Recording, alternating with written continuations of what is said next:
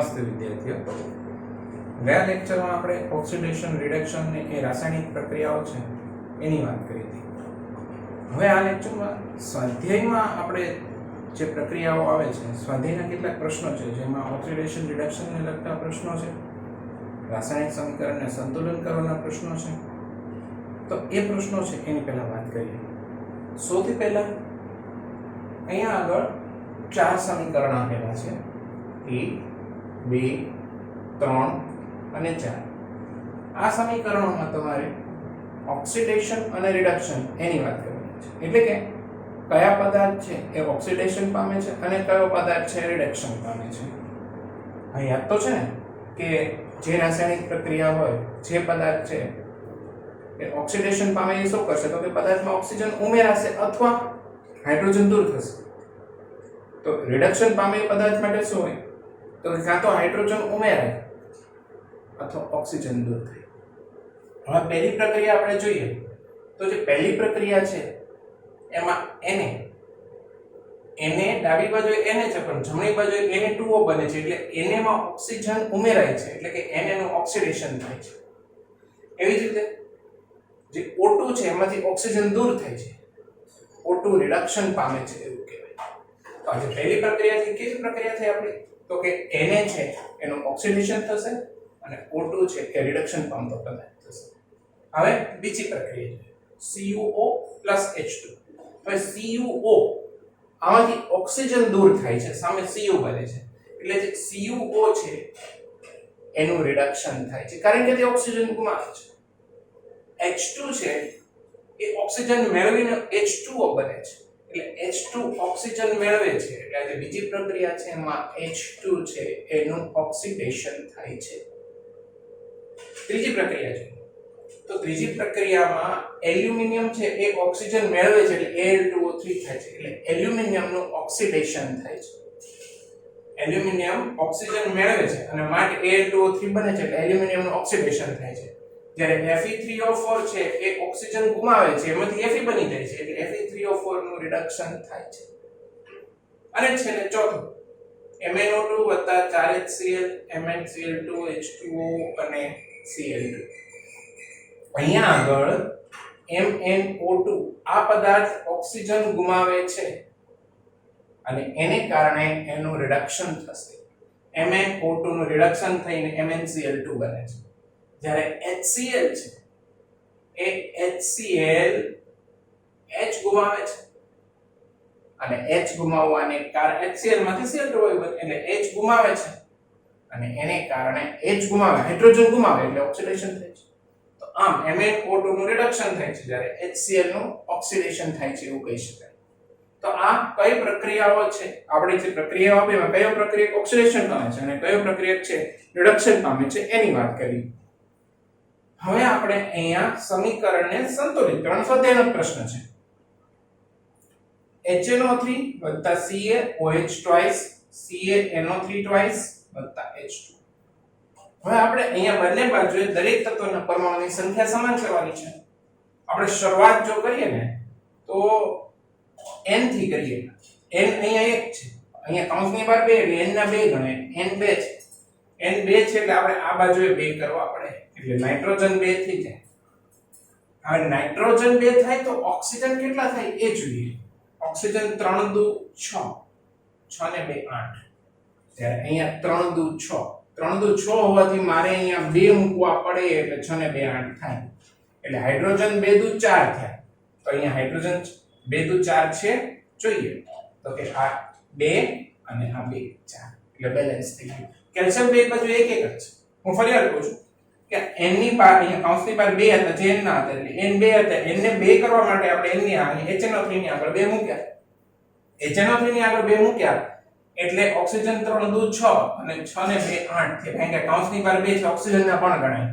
તો આ બાજુ ઓક્સિજન 8 હોવા જોઈએ. 3 દુ 6 છે ને અહીંયા આગળ 1 જ હતો, એટલે આગળ 2 મૂકે એટલે 6 ને 2 8. તો આ રીતે પહેલી પ્રક્રિયા છે એ સંતુલિત થઈ, પહેલું સમીકરણ. હવે જો સોડિયમ અહીંયા 2 છે, તો મારે અહીંયા 2 કરવા માટે એને ની આગળ હું 2 મૂકી દઉં. હવે તો કે સલ્ફર 1 છે, સલ્ફર 1 છે, ઓક્સિજન 4 અને 1 5 છે, ઓક્સિજન 4 અને 1 5 છે, હાઇડ્રોજન અહીંયા આગળ 2 આવવાથી 2 થઈ ગયા, એટલે હાઇડ્રોજન અહીંયા 2 છે જ તે. તો આ સમીકરણ પણ બેલેન્સ થઈ ગયું. હવે આપણે આ સમીકરણની વાત કરીએ.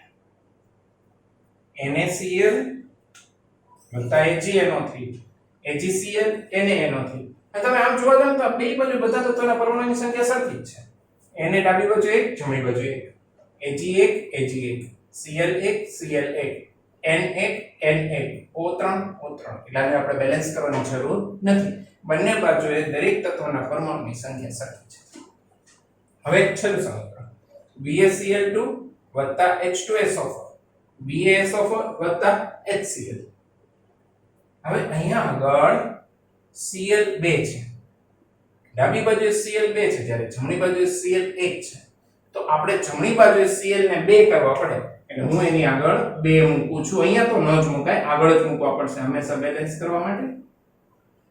હવે S1 S1 Ba1 Ba1. Oxygen ગણી આપણે. ઓક્સિજન 4 હાઇડ્રોજન 2 અહીંયા 2 મૂકવાથી 2 તો થઈ ગયા. તો આ સમીકરણ પણ બેલેન્સ થઈ ગયું. તો આપણે આ ચારે ચાર સમીકરણો બેલેન્સ કર્યા. જેમાં આ એક તો આપણે બેલેન્સ જ હતું, અહીંયા એક આપણે ભૂલથી નિપજમાં ખોટું લખાઈ ગયું હતું, એ સુધાર્યું આપણે, એટલે હવે આ સમીકરણ બેલેન્સ થઈ ગયું.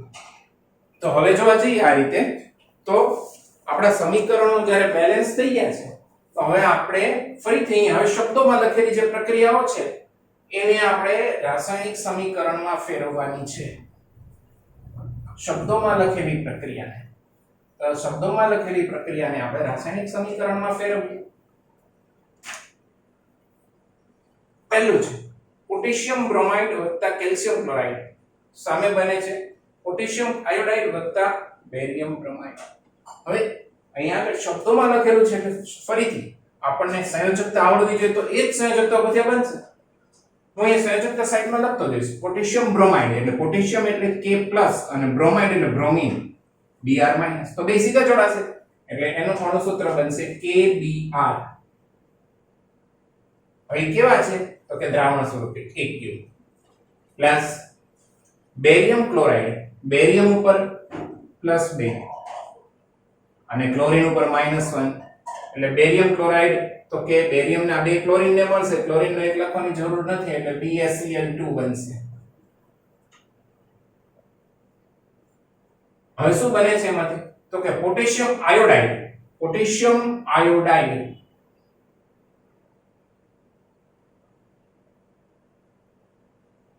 ઉપર તો પ્લસ છે જ, આયોડિન અહીંયા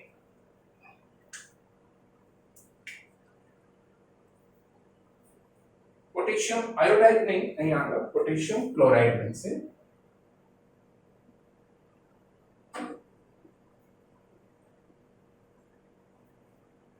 તો હવે પોટેશિયમ ક્લોરાઇડ, પોટેશિયમ ઉપર +1 ને ક્લોરીન ઉપર -1 એટલે સીધા જોડાશે, એટલે KCl. બીજું શું બને છે બેરિયમ બ્રોમાઇડ. હવે બેરિયમ બ્રોમાઇડ ની સંયોજકતા તમે વિચારો, બેરિયમ +2 અને ક્લોરીન -1, સોરી બ્રોમિન -1, તો આ બે વચ્ચે જ્યારે જોડાણ થશે ત્યારે બેરિયમ ના બે બ્રોમિન ને મળશે, એટલે બનશે કેવું બેરિયમ Ba બ્રોમાઇડ Br2. આ રીતે બેરિયમ બ્રોમાઇડ છે એ બનશે BaBr2. હવે એ છે ને અવક્ષેપ છે, ઘન પદાર્થ છે. ત્યારબાદ આપણે બીજું ઝિંક કાર્બોનેટ. ઝિંક કાર્બોનેટ એટલે કે Zn ઉપર +2, કાર્બોનેટ ઉપર -2, તો બે સીધા જોડાશે, ZnCO3. ઝિંક કાર્બોનેટ છે એમાંથી શું બને છે તો કે ઝિંક ઓક્સાઇડ, ઓક્સાઇડ એટલે ઉપર -2, તો Zn ઉપર +2 નો ઉપર -2 એટલે બે સીધા જોડાશે, એટલે ZnO બનશે. પ્લસ કાર્બન ડાયોક્સાઇડ, તમને ખબર છે કાર્બન ડાયોક્સાઇડ એટલે CO2 અને એ વાયુ છે. હવે તો કે અહીંયા આગળ ઝિંક કાર્બોનેટ માંથી ઝિંક ઓક્સાઇડ અને કાર્બન ડાયોક્સાઇડ બન્યા. હવે ત્રીજું જોઈએ હાઇડ્રોજન વત્તા ક્લોરીન. હાઇડ્રોજન એટલે H2 ક્લોરીન એટલે Cl2 બે વાયુ સ્વરૂપે જ છે, બે વાયુઓ છે અને એમાંથી બને છે હાઇડ્રોજન ક્લોરાઇડ HCl, હાઇડ્રોજન +1 ને આનું -1 ગણો તો એ પણ વાયુ સ્વરૂપે જ છે. અને હવે છેલ્લે મેગ્નેશિયમ અને મેગ્નેશિયમ પહેલા Mg+2 એટલે કે Mg છે એની પ્રક્રિયા થાય છે હાઇડ્રોક્લોરિક એસિડ, હાઇડ્રોક્લોરિક એસિડ એટલે HCl અને દ્રાવણ સ્વરૂપે છે અને એમાંથી બને છે મેગ્નેશિયમ હાઇડ્રોક્સાઇડ. મેગ્નેશિયમ હાઇડ્રોક્સાઇડ યાદ કરો, અહીંયા આગળ મેગ્નેશિયમ ક્લોરાઇડ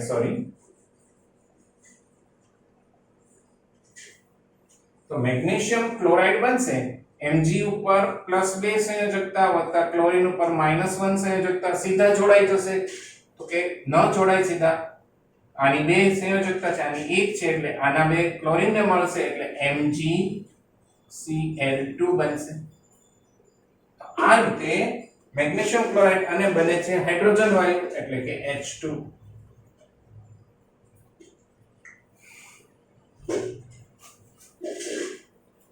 હવે છે ને દીપ્તિ,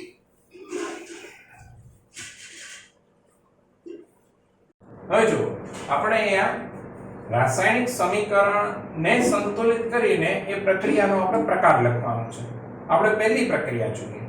પહેલી પ્રક્રિયામાં જુઓ તો કે પોટેશિયમ બ્રોમાઇડ, પોટેશિયમ બ્રોમાઇડ એટલે કે K ઉપર +1 અને બ્રોમિન ઉપર -1 તો એ સીધા જોડાશે એટલે કે KBr આપણું સૂત્ર બનશે, કારણ કે એક ઉપર +1 એક ઉપર -1 વત્તા બેરિયમ ક્લોરાઇડ, બેરિયમ ઉપર +2 અને ક્લોરીન ઉપર -1 તો બેરિયમના +2 ક્લોરીનને મળશે, ક્લોરીનને એક લખવાની જરૂર નથી એટલે એનું અણુસૂત્ર બનશે BaCl2. આ બે વચ્ચે પ્રક્રિયા થવાથી હવે સમીકરણ નવું કયું બને છે સામેની બાજુએ તો કે potassium chloride. Potassium chloride potassium ઉપર +1 ક્લોરીન ઉપર -1 એટલે સીધા જોડાશે KCl વત્તા બેરિયમ બ્રોમાઇડ.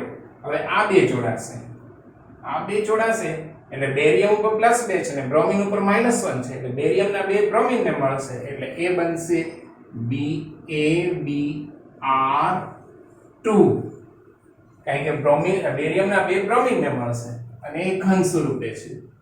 હવે અહીંયા આગળ પહેલા તો રાસાયણિક પ્રક્રિયાનો પ્રકાર જોઈએ. તો રાસાયણિક પ્રક્રિયાનો પ્રકાર કયો છે તો કે આયનની આપલે છે. આનો ધન આયન આના ઋણ આયન સાથે અને આનો ધન આયન આ ઋણ આયન સાથે. તો આ પ્રક્રિયા છે એ દ્વિવિસ્થાપન પણ છે, સાથે સાથે આ BaBr2 ઉત્પન્ન થાય છે જે ઘન સ્વરૂપે અવક્ષેપ ઉત્પન્ન થાય છે એટલે અવક્ષેપણની પ્રક્રિયા પણ છે. દ્વિવિસ્થાપન અને અવક્ષેપણની પ્રક્રિયા તરીકે આપણે એને ઓળખી શકીએ. હવે બીજું જોઈએ. હવે સરી અહીંયા પહેલા આપણે બેલેન્સ જોઈએ તો કે Ba1 બ્રોમિન 2 તો આપણે બ્રોમિન અહીંયા 2 કરવા પડશે. બ્રોમિન 2 કરવા માટે હું આગળ 2 લખું એટલે K2 થશે એટલે મારે K ને 2 કરવા પડશે તો Cl2 થઈ ગયા. તો આપણી પાસે Cl2 છે જ. આ રાસાયણિક પ્રક્રિયા સંતુલિત થઈ ગઈ. પછીનું જોઈએ તો કે ઝિંક કાર્બોનેટ, ઝિંક ઉપર +2 અને કાર્બોનેટ ઉપર -2 એટલે સીધા જોડાશે ઝિંક કાર્બોનેટ ZnCO3. એમાંથી શું બને છે તો કે એમાંથી બને છે ઝિંક ઓક્સાઇડ. ઓક્સાઇડ એટલે O ઉપર -2. જો ઝિંક ઉપર +2 O ઉપર -2 તો સીધા જોડાય એટલે ZnO અને એની સાથે બનશે કાર્બન ડાયોક્સાઇડ એટલે કે CO2. તો અહીંયા આગળ યાદ આવે છે પ્રક્રિયાનો પ્રકાર એક જ પ્રક્રિયક છે એમાંથી બે નિપજ બની.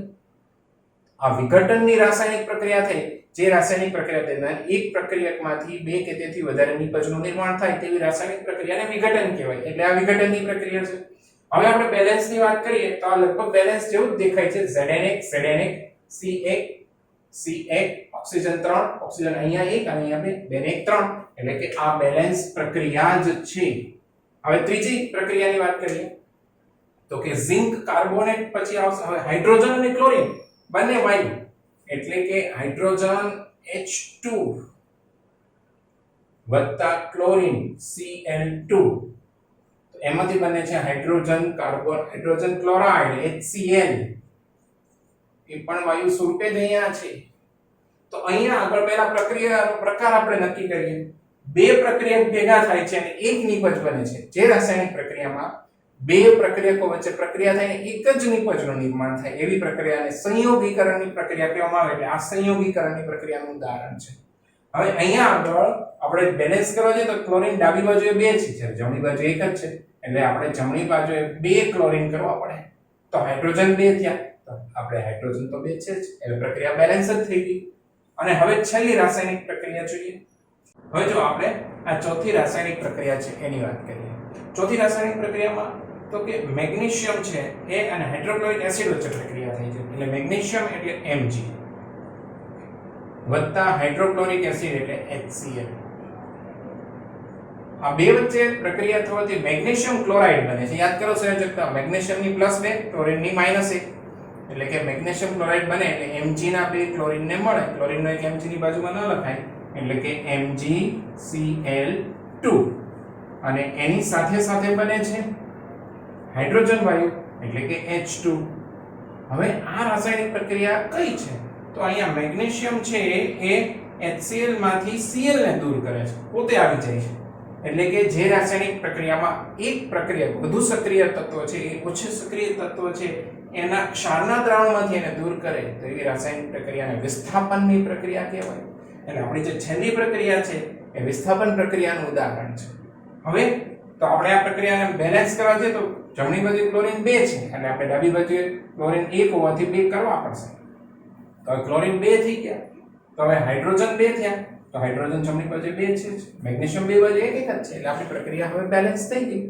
તો આમ આપણે સ્વાધ્યાયમાં આવતી કેટલીક પ્રક્રિયાઓ છે કયા એનો પ્રકાર કયો છે અને એની સાથે સાથે એને બેલેન્સ કેવી રીતે કરાય એ જોયું. પાઠમાં આવતી જુદી જુદી કેટલીક રાસાયણિક પ્રક્રિયાઓ આપી છે. આ રાસાયણિક પ્રક્રિયાને આપણે પૂરી કરવાની છે. તો પહેલું એનું ઉદાહરણ જોઈએ તો Fe અને CuSO4. હવે આ વિસ્થાપન પ્રક્રિયાનું ઉદાહરણ છે કારણ કે Cu કરતા Fe સક્રિય છે અને Cu નું દ્રાવણ છે. એટલે આપણી પાસે બનશે Fe અને SO4 વચ્ચે પ્રક્રિયા. Cu છૂટું પડશે અને Fe અને SO4 સંયોજાશે. Fe ની સંયોજકતા +2 અને SO4 ની સંયોજકતા -2 એટલે બે સીધા જોડાશે. એટલે આ સમીકરણ બનશે FeSO4. બીજું જોઈએ આ આપણે પાઠમાં શરૂઆતમાં જ આવતું હતી પ્રક્રિયા છે PbNO3 twice વત્તા Ki. તો અહીંયા Pb અને I સંયોજાશે. Pb ઉપર +2 I ઉપર -1 એટલે કે Pb ના બે I ને મળશે PbI2.